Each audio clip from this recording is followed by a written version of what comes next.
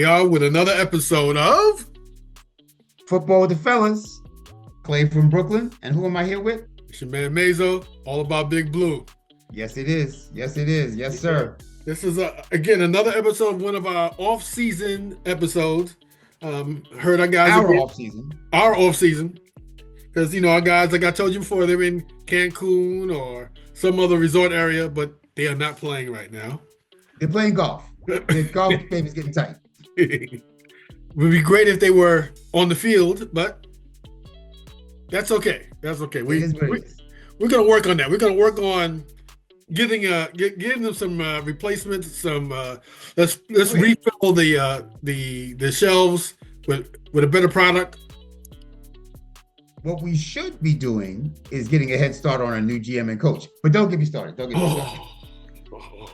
How they came back, I can't understand it, but it is what it is.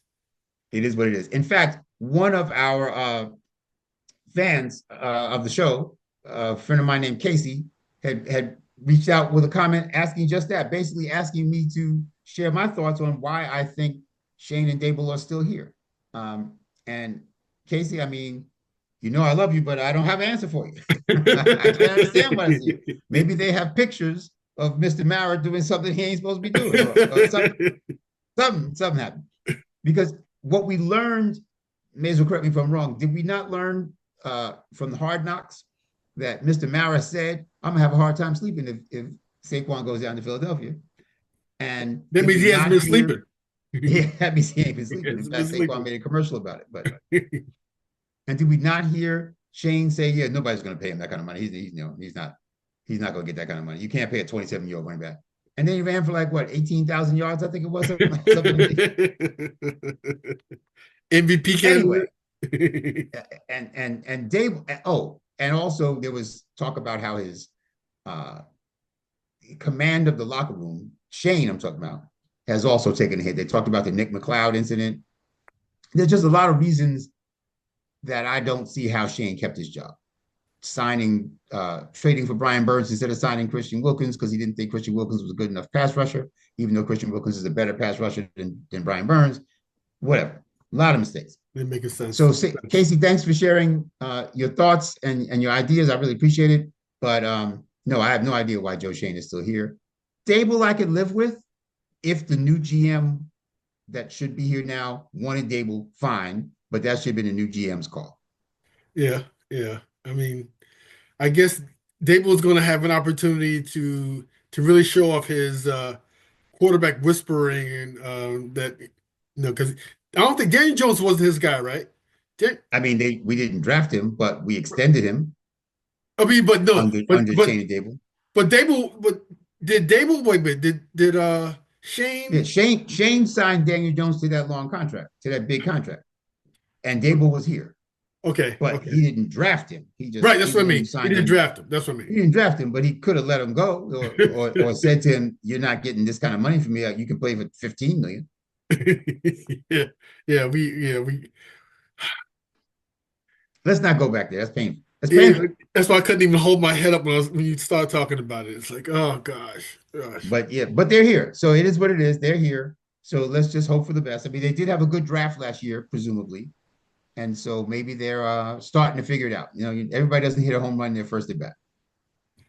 Yes, but we've been doing a whole lot of swinging and missing, though. I think we've been doing a lot going up against Nolan Ryan. The heat's coming. You still can't hit it. He's coming. Still can't hit it. Can't hit it. That's what I'm thinking. No. Yeah, no, but we talked last time about a couple of positions, and today we said next time we would talk about a couple of other positions. We talked last time about quarterback, and so this time we're going to talk about offensive line and defensive back, right? Play. Let me tell you, the offensive line is a must. It is a must. We cannot go into the next season with that offensive line that we had. We need. I know we have some guys who are pretty good. We need help everywhere. I don't care what. We need help everywhere on that line because, like you said, when the starters were in there, they were good. We had a good, solid first few games. Right. but then one goes down, another one goes down. The replacements are far. There's a big gap between our starters and the replacements. It's a chasm. It's not a gap. It's a chasm. Yeah. We cannot have that this We have the Grand Canyon between starting left tackle and backup left tackle. Cannot have that. We cannot have Can't that. have it. Can't have it. No, I agree. So I've been looking at some offensive linemen, both in free agency and on the draft. Uh, some people who I think would be helpful. Can I share a couple of names? Please, please, please. So there's a center on the Falcons named Drew Dalman. We played against the Falcons this year, and he had a pretty good game against us, but he's actually just a very good center. He's 26 years old. He's going to be a free agent. He's a better run blocker than pass blocker, but he's a better pass blocker than our center.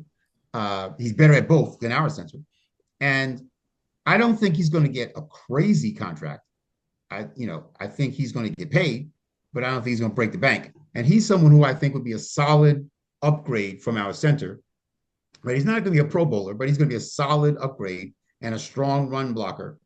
And if John Michael Schmitz becomes his backup, I'm fine with that.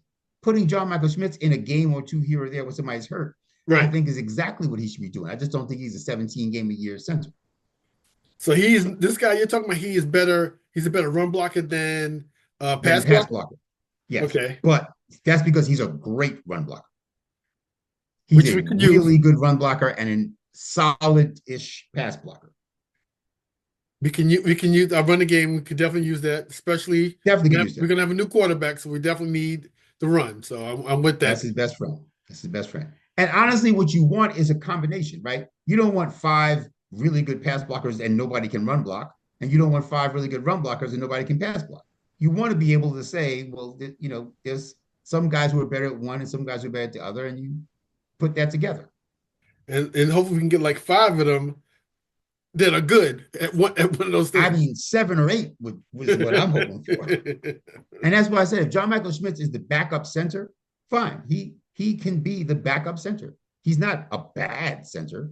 He was a bad center last year, but I mean his rookie year. But this year he was a average-ish center, maybe slightly below average.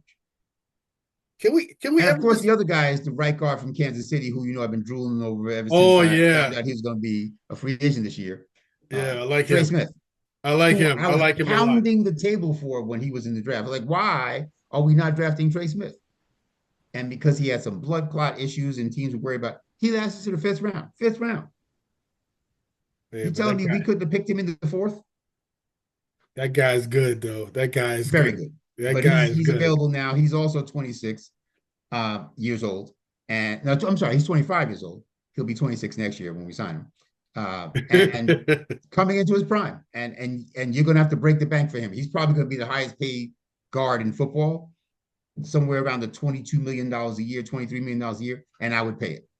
I'd give him 5 years, 110 million with like 3 of those years guaranteed. And say, you listen, I'll break the bank for you. Come here, and because he is a beast. you think he'll leave the Chiefs? Not unless he's the highest paid guard in football. Because So part of it, I think, is what happens to the Chiefs this postseason, right? If the Chiefs go out and win that third in a row, I think he stays and says, well, let's go for 4. But if they don't win and the streak is over, it's like, all right, I got my 2 rings. I'm good. Let's go make some money now. come on to That's New York. that's what I'm thinking. Come on to the Giants. We'll take him. We'll take him. Experience too. A guy with championship experience. Championship experience, beast. He's also better in the run than in the pass, but he's outstanding in the run and good in the pass. So is he your first pick or would he be your Oh first yeah, if pick we for if we for only get one guy in free agency, that's probably who I'd spend the biggest money on. No, Okay. if we only get one guy, it's got to be a quarterback. But if we get somebody besides a quarterback, it'd be him. Gotcha. Gotcha. Beast, Okay. man's a beast.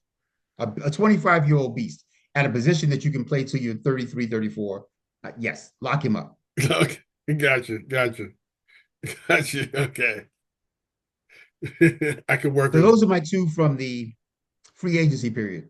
There's 3 offensive linemen coming out in the draft that I feel very good about for interior offensive line. This is interior offensive line. I'm not talking about tackles. Again, Andrew Thomas and Jermaine Illuminor, I think, are a very good pair of tackles.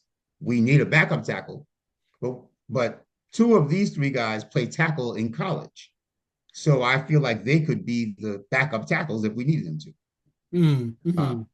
so their names are Wyatt Millum. I have, and a lot of people are going to say, you have Wyatt Millum first. Yes, I have Wyatt Millum first. I think he is the best offensive line prospect, interior offensive line prospect in the draft. Maybe offensive line, period. He plays for West Virginia.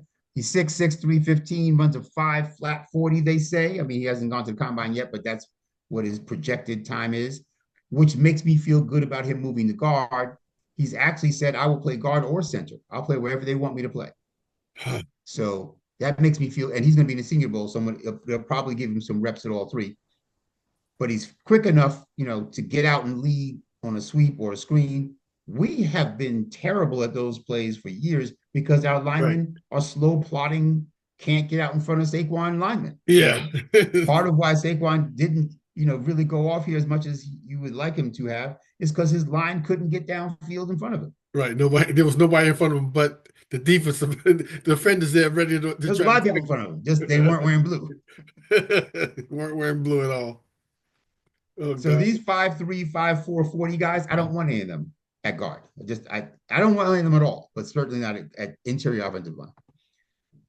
But like I said, he played tackle in college, but he's willing to move inside, and I think he's the best prospect in the draft. And another one is Will Campbell, who was Yeah. also a tackle for LSU, a very good tackle for LSU. But I just don't think he's got quite enough length and foot speed to play tackle in the pros. For not 17 games a year.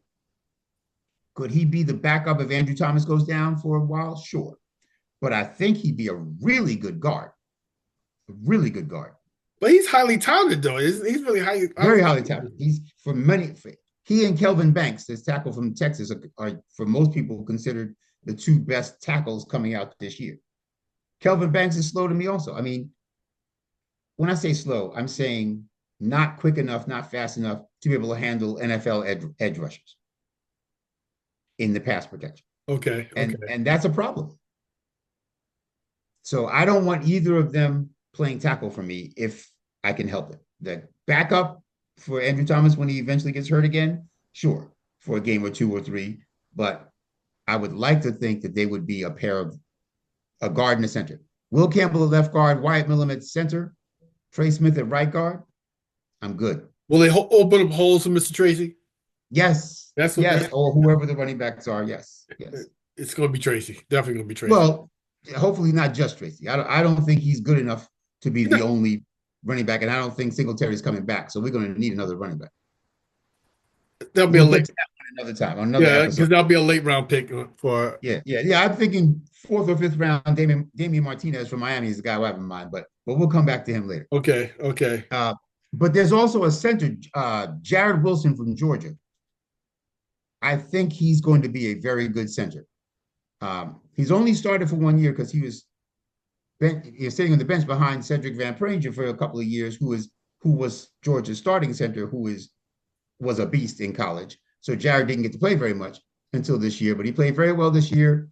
6'3", 310. They say he runs a 4.8 40. Now, again, none of these numbers are official yet, right? They haven't been timed yet, but they're projecting it from tape and from high school and from last spring and whatever.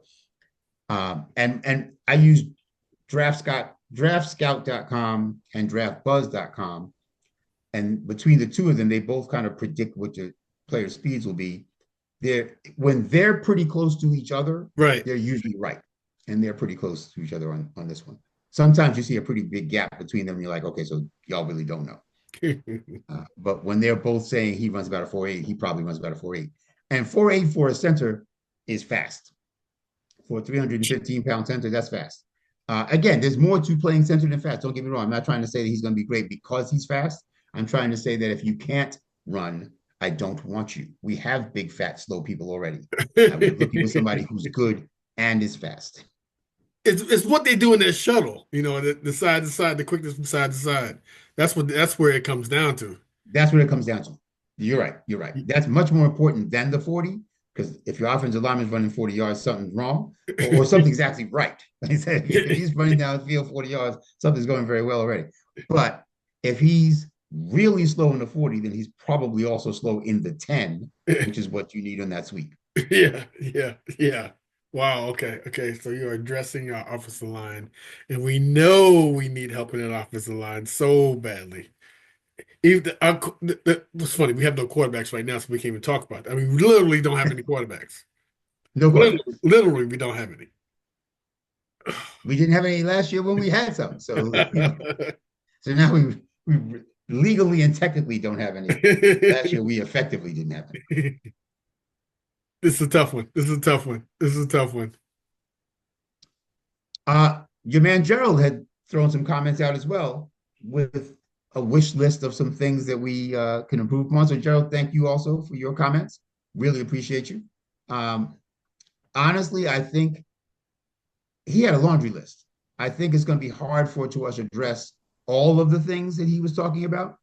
Gerard, But man, you had you had the everything you could do process, correct. And man, please, I tell you, I'm joking right now, but you had everything we want the Giants to do.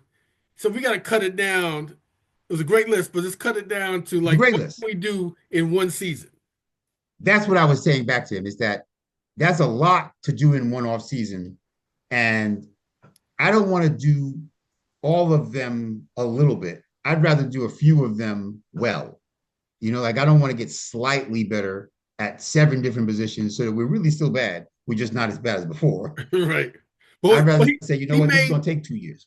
he did make a good point, and I think we all in agreement with that is to get back to old school football, and as you mentioned too about the offensive line, offensive defensive Yes, lines. That wins yes, wins everything. That's and I agree with that point. yeah. Gerard, a The great point quarterback on and it. the lines, you don't go anywhere without those things in place. Right, right. We got to address those. We have to address those. So great point, So that's Gerard. what Thank you. I'm starting with that. We did quarterback and defensive tackle last week. Last session. I'm talking about offensive line, and I'm going to talk about defensive back soon as well. Yeah, we going back old school. That's how we're gonna do this. Old school, grind it out if we had to, but we need the big guys up front on both sides of the ball. But especially on opposite side, we're talking about that now. Need the big guys up front to make it happen. To make it happen. Got to have it. I mean, very few games are won when you're losing the line of scrimmage, right? That's just not a formula for success. No, You no, may no. pull one off every now and then, but very few times do you get beat up on the line of scrimmage and then win that game. And certainly that doesn't happen over and over again during a season so that you're no, going to the playoffs no, while getting your butt kicked on the line of scrimmage. no. We can see that on what the Giants did this season. That tells you. That And tells last you season. And the season, well, certainly last season when we had like the all-time worst pass blocking in NFL history.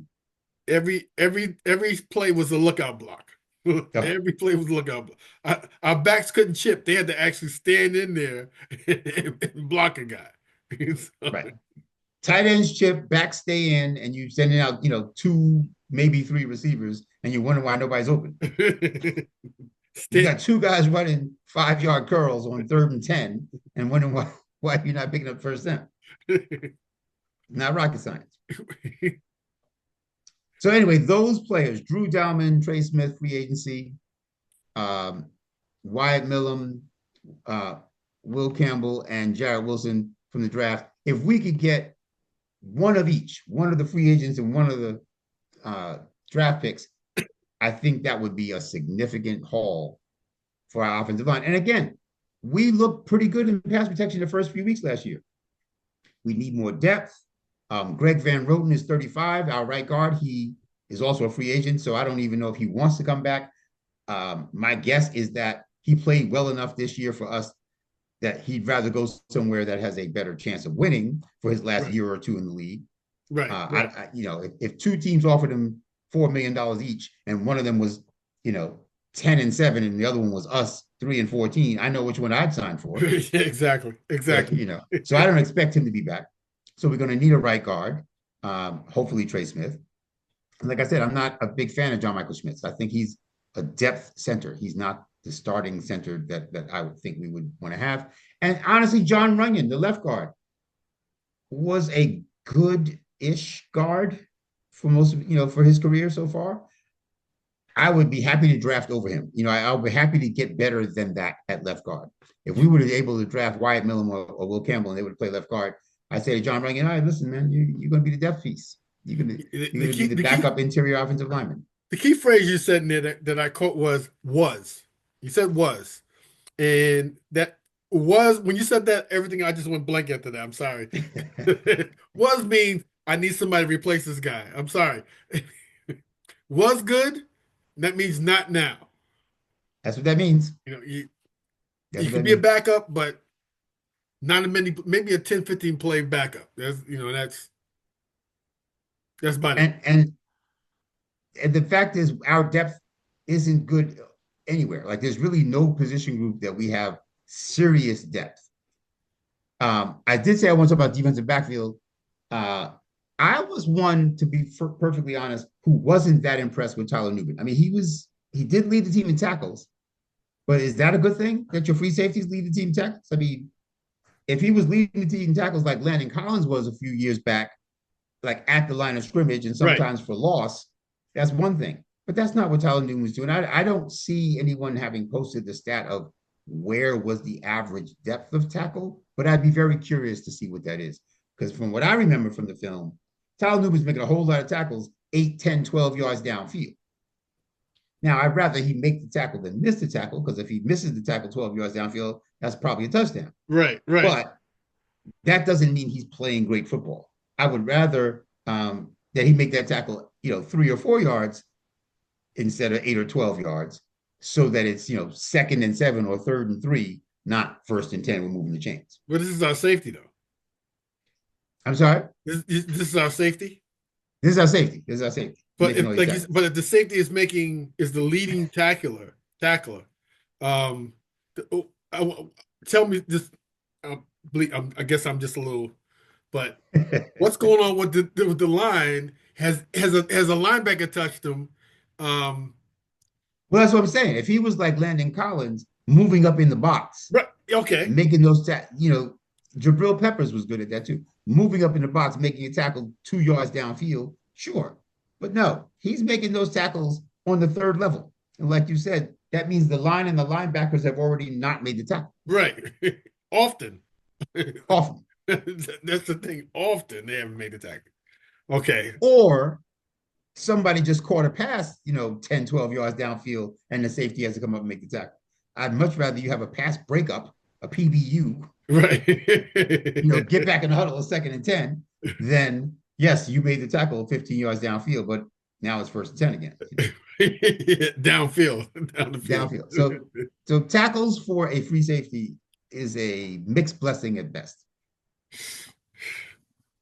So I think I showed earlier in the year a couple of the biggest plays against us this year, a disproportionate percentage of them, in my opinion, came from Tyler Nubin either not being in the right place or missing the tackle or somehow being unable to prevent that from happening, where I think, better safety would have. If only we had some good safeties in the last few years that might have been able to do some of that. Did we have any safeties over the last few years? McKinney, Julian Love, any of those names ring a bell? McKinney was McKinney a safety? It still is. Yes. Just not for he's just not our safety. Okay. He's probably making the Pro Bowl this year. Probably. He's not probably. He's a Pro Bowler. Okay. He's a Pro Bowler.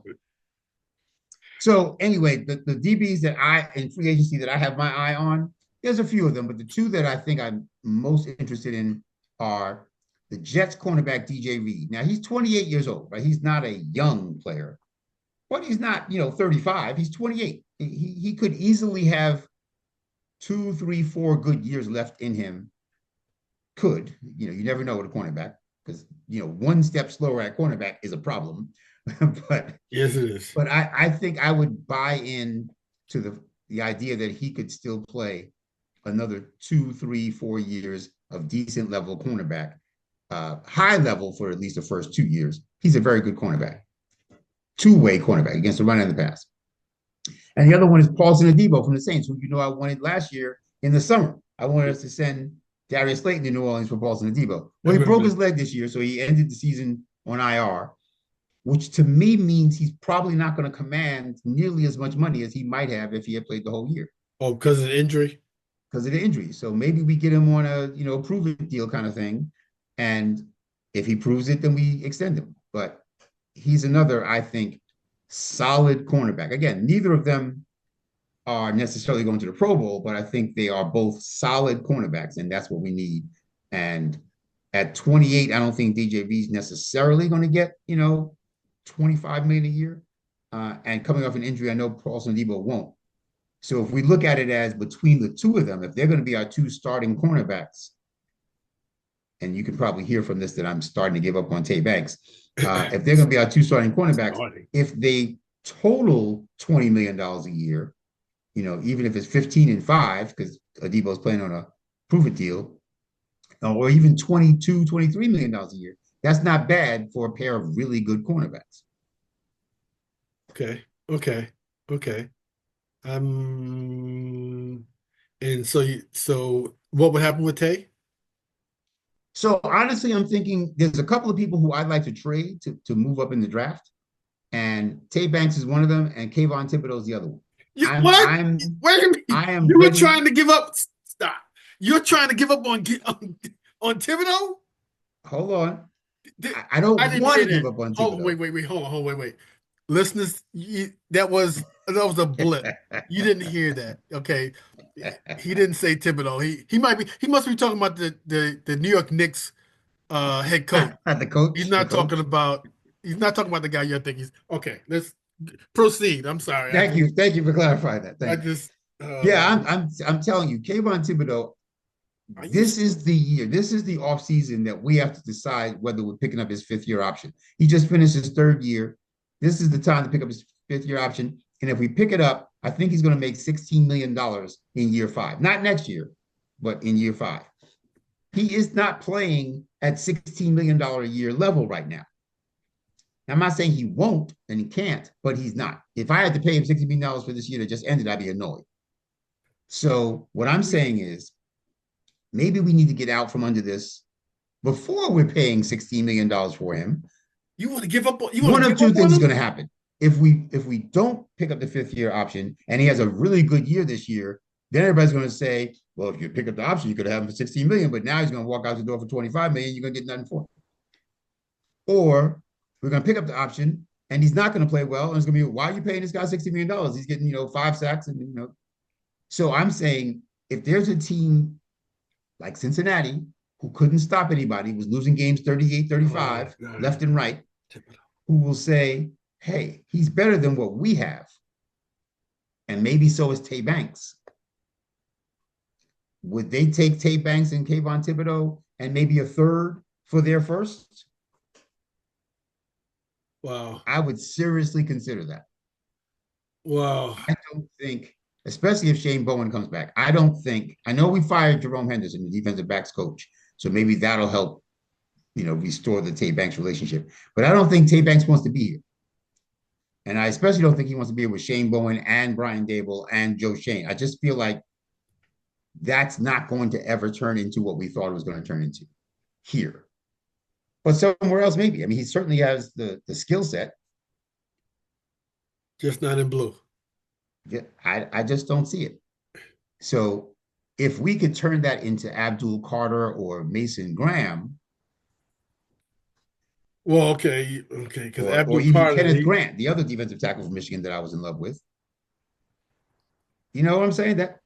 So let's what? say that we Wait. did this. Give me the Mhm. deal again. Let me Okay. that's what I So need to hear about. Kayvon Thibodeau, Tay Banks, and let's say a third or fourth round pick, because that's two first round players, right? Kayvon Thibodeau and Tay Banks were both drafted in the first round. Yeah. So we're basically giving up two people who were drafted in the first round, and then maybe a day 3 pick, let's say a fourth round pick to Cincinnati for their first round pick. Now, Cincinnati, again, their defense is bad.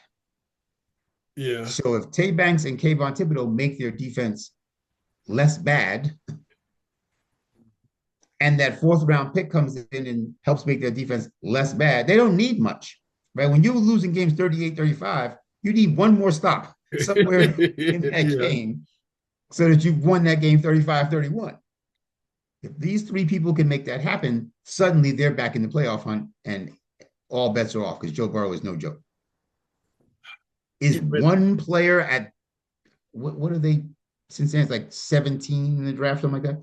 Is that one player going to make their defense that much better than two starters and a fourth round pick, Mike? I'm not sure. But Abdul Carter But won't be around then, but when that pick comes.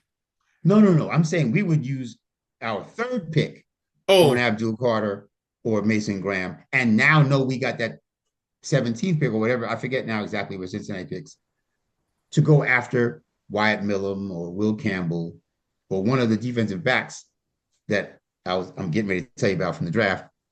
Uh, to shore up. So in other words, we wind up with 2 first-round picks out of this.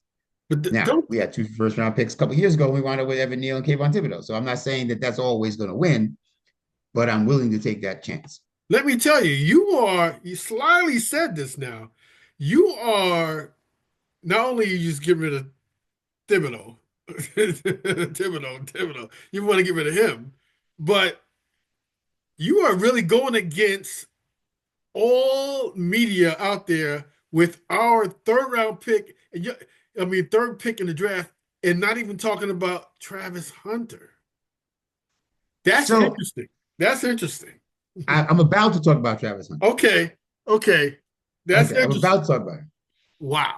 And I'm not saying we shouldn't take him at the third pick. I'm Okay, saying if we're giving up Tay Banks and Kayvon Thibodeau, then we probably need a cornerback, certainly a defensive back, probably a cornerback, and or someone on the defensive line / outside linebacker, right? Edge rusher, defensive tackle, interior defensive lineman. So here's okay, my list of defensive backs that I'm interested in.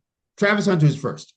okay. I hear this. So if we were to pick Travis Hunter with third overall pick, I'm fine with that. I've said before, I don't. I'm not as sold on him as most people are, but I'm not against him. I'm not turned off by him. So Travis Hunter, I think, is the best cornerback in the draft. I think the next best, and this is going to raise some eyebrows. I think the next best prospect I've seen so far in the defensive backfield is Nick Emanwari. Nick Emanwari is technically a safety, but I see him as that money backer type, hybrid safety linebacker. He's 6'3", 225. They say he runs a 4.38. He is a tackling machine and he covers well. What he really is, to me, to use a comp, is a better football playing version of Isaiah Simmons, right? He's that level athlete and size, Right. but he's a better football player. Isaiah Simmons is a great athlete. He's just not a very good football player. Nick Emanwari is. So he's somebody, like I said, 6'3", 227, 4.38. They say he did 24 bench reps last year, which would also be insane for a That's insane. safety. Yeah. And, throwing up 225 24 times at safety is not something you see every day. No. So he is that hybrid that I think would make a big difference in our team. If you have that kind of chess piece that you can move around, that's saying something. So after Travis Hunter, that's my second favorite defensive back. Now, Okay. Malachi Starks is a safety out of Georgia that is also very, very good. He's Uh, he's a he's ball hawk, somebody isn't who he? I think he seemed to have peaked his freshman year, but he's still a very, very good player. Will Johnson is that cornerback from Michigan, and he's big, he's long, they say he runs a 4.45 ish. Here's my concern with Will Johnson. He's been on an outstanding defense for the last couple of years. If you got Mason Graham and Kenneth Grant at defensive tackle, teams aren't running against you, and they're probably not even passing against you very well. Like I just don't know how great he is. When you're one of the great players on a great team, it's harder to know how great you'd be coming off of that team. Does that make sense? You mean so? What was the forward's name that the Knicks drafted? I mean, not drafted, traded for, and Jordan and Pippen blocked his layup like 4 times in a row at the end of the playoff game. Charles Uh, Charles Smith. Charles Smith. You know it hurts me when you say that. Yes, Yeah, yes. he can't come. He came to the Garden for when they had just. Oh my God, they booed him. I felt so bad for the guy. But he's, As well they should. yeah, Dunk the ball, Charles. You're 6'10". You're standing under the basket. Don't put up 4 layups and get blocked by people half your size. Dunk the basketball and laugh at them. it was pitiful. It was pitiful. George, you're 6'4". You would have dunked that ball. Would have had to. Go I, ahead. you laid up once. Then you're like, all right, never mind. Bam. Anyway, so I'm a little concerned that maybe he's just, in a situation that allows him to excel. Uh, what's my man's name? The cornerback from Ohio State from a couple of years ago that everybody thought was going to be outstanding. And he went like second or third in the draft the year we took Andrew Thomas. I'm drawing a blank on his name, but he was another one that at the time looked great, but he was on an Ohio State team that was stacked. And of course, it was easier to play cornerback there. Keely Ringo on the Eagles is right. another one who was on a stacked college team. He was on the Georgia team playing cornerback, and he looked very good then. But again, each of those times when I looked at the film, I was like, I just don't see it. I don't see that much, coming out of this particular player.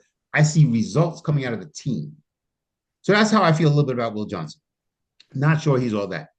There's another cornerback actually that I really like, a couple more actually, 3 more actually. Jadon Barron from Texas. No, I'm sorry, Jahdae Barron from Texas. He's a little bit undersized. He's 5'11", 200 pounds, but the man has ball skills. He's got 5 interceptions and 11 pass breakups. And at 5'11", 200 pounds, you wouldn't necessarily expect that. But ball skills, excellent tackler, really good tackler, good At in run 5'11"? support. 5'11", 200 pounds, runs a 4.45, they say. I, I'm telling you, we got to keep an eye on him. I wouldn't take him in the first round, but if he's still there in the second round, especially if we've traded Tay Banks, I think that's somebody we got to consider, and didn't get one of these other guys I was talking about. Somebody we got to consider. There's a guy named Siobhan Revel. That's who I messed up Jade's name because I was thinking about Siobhan Revel already. He had a season-ending injury, so I think he's going to fall to maybe even the third round. But he played for East Carolina. He's 6'3", 195. They say he runs a 4.4. Very good ball production before he tore his ACL. Very good player last year. He's somebody that a lot of draft boards have pretty high. But I think because of the season-ending ACL injury, he may last till day 3. And if he does, we should be all over that. And then here's my sleeper. I think is a sleeper. Ohio State cornerback Davison Igbinosun. Davison Igbinosun, I don't see anybody talking about him earlier than day 3. He's 6'2", 193. They say he runs a 4.3, 4.40. He played last year more snaps on defense than anyone else on Ohio State, which is saying something, right? Yeah. That's not a team that you just walk on the field anytime you feel like it, right? Outstanding athletes on Ohio State. He led the team in defensive snaps last year. Wow. Not this year, last year, his sophomore year. Excellent athlete. I think he'd be a great special teamer day 1. He is also a very good tackler. I don't quite understand why most draft boards don't have him any higher than they do. But I think he's the kind of guy that by his second year could really be a significant contributor defensively, not just special teams. So he's somebody that I'm thinking if he's still around on day 3, 4th round pick, I would look to add him. You can never have too many good cornerbacks. I love Drew Phillips, don't get me wrong, but he's the only cornerback we have that I love. So I know I just talked a lot, but that's kind of my take on the defensive back situation and the interior offensive line situation. What do you think? Well, again, you had me, you know how the saying goes, you had me back at Tay Banks and Thibodeau getting traded. You still got me there. I would love to have gotten, okay, if you did that, my mind's thinking, okay, definitely go with Abdul Carter. I don't see anybody else but Abdul Carter in my mind there. I want to see. I wish there was a way to get. Yeah, we can get Travis Hunter. I would like to see him. Uh, it would just be. Part of me wants him, really wants him because of I know he's a ball hawk and he plays a great cornerback. But I think there would be the only thing is like there's going to be this circus type of thing of making sure he's playing on both sides of the ball, and that Yeah, part. that probably won't happen right away, but it'll happen by the middle of his rookie year and certainly after that. Yeah, I can see that, and especially with the depending who our quarterback is, if he's not a veteran, how are you going to handle that? Because you got to get the ball to Malik Neighbors, and people going to want to get the ball to him. I don't know how that's going to work, but yeah, I like the Travis one. I'm really interested in how do you say his name, Nick? How you, Nicky Manwari, yes, I'm really big really fan. interested in him. Really interested in him. He Big fan. definitely would be. Sounds like somebody we could definitely use in our secondary. But man, but you say he runs Yeah, a. Jason Pinnock probably going to walk too. He's a free agent too. So right now we have Tyler Nubin and Dane Belton, and that's about it back there at safety. Oh We need some help. We need some yeah, help. 'cause Belden. Oh, he's getting beat a lot. I'm sorry, he's getting beat a Gets lot. beat a lot. He's getting He beat a comes whole up lot. with a turnover or two per year, but that's not enough to offset all the times when he's not in the right place and not making the tackle. No, I just remember seeing his numbers and and him trying to chase somebody Chasing people, down. chasing people. Yeah, so that's not a good thing. No. Um, no. Yep. Again, tell me again. Let's back to the offensive line for a second. Okay. Um, is there was a guy on the offensive line who was the big one that you like, Wyatt Millum. and why him again? So Wyatt Millum has been an outstanding, like I think he's given up 2 sacks in the last 2 years. He's He's been the an West Virginia outstanding guy. pass protector at tackle. Uh, very technically sound, good, solid football player. Big, knows what he's doing. 4 year starter at West Virginia, Oh, okay. and I know that he would not lack for reps or for experience. I mean, obviously coming to the pros is different, but I'm saying he's not one of those like only played 1 year like Jared Wilson. But I just don't know if he's quite quick enough to play 17 games a year at tackle, at least not yet. So I would move him inside. And again, like I said, he has volunteered to move inside. He's basically said, I'll play center, much less guard. I'll play wherever you need me.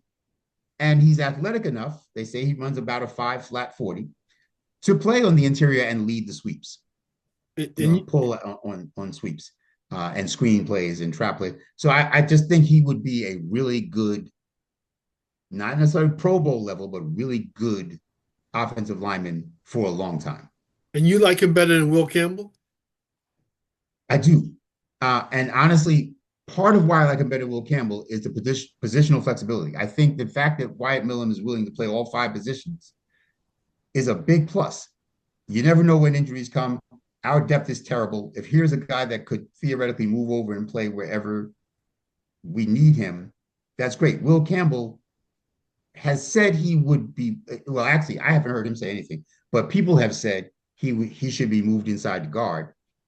Ah, Okay, that's better, but Wyatt Millen would play guard or center and left or right. I think that plus he's started just as long as Will Campbell. He's basically the same size as Will Campbell, and he's better athletically than Will Campbell. I'd okay, take that shot on him. Now, okay, if we wanted Will Campbell, am I gonna be mad? No. Will Campbell looks like a very solid prospect, but I bet Wyatt Millen's gonna be better. okay. That's why I just had that. I was trying to remember which one of those guys you liked best, and definitely want to hear the why on that. Yeah, Um, yeah. because we need guys who are the flexibility would have helped us this year Yes. a great deal. Definitely as I think about it, especially as the way so many of our tackles, our offensive linemen went down this year. Yes. Um, And it our was stubbornness not refusing to move Evan Neal off of right tackle, right? We should know by now whether he can also play guard. but for some reason we just We never refused put to him in even give there. him a shot. We We never moved did Josh Ezeudu all over the place where he couldn't play. it. You know, but for some reason we're not thou shalt not move Evan Neal off Yeah. right tackle where he sucks. He must have in his contract. But he's terrible. I mean, this year he was slightly less terrible. That's a low bar. Very low, Right? very low. He was the tallest midget this year. That's with all due respect to short people, that's what he was. Oh God. Anyway, listen, this is a long episode. I know we've talked about a lot of things. I hope people are hanging in there with us and just hearing our particular musings on what the Giants might do in the offseason this year at two very key positions. I told you now, you got the people on the Thibodeau thing. That's what it is. Anybody else out there believe I'm still with him with the Thibodeau? Okay. Just please somebody tell me. Leave me a comment and tell me what you think about possibly trading Thibodeau and Tay Banks and like a 4th round pick for us to get a 1st round pick. Would you do that?